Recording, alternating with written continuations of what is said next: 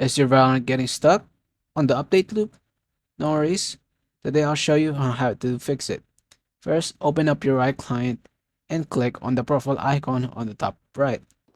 Go ahead and click on Settings afterwards, and then scroll down until you see Repair.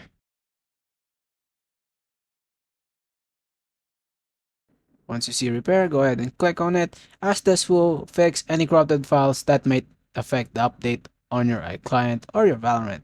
Go ahead and click on Start Repair. Once done, go ahead and restart your PC and open up your Valorant, and it should be working. If not, there's another way you can do it.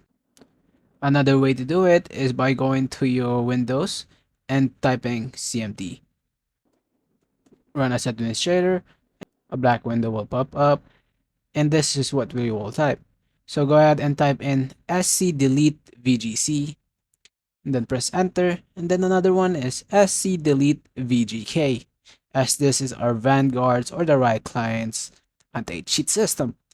So go ahead and do that. Once done, go ahead and exit out and then restart your PC. If that did not work, we could use a last method.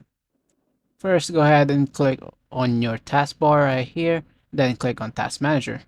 Over here, go ahead and find any Riot Client related apps and end tasks.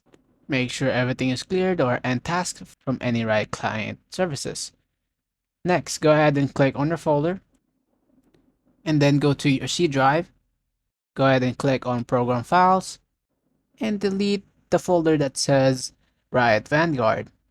Once you delete that, go ahead and restart your PC and try launching your Valorant, as it will relaunch your Valorant and fix any corrupted files, and it will automatically update your game.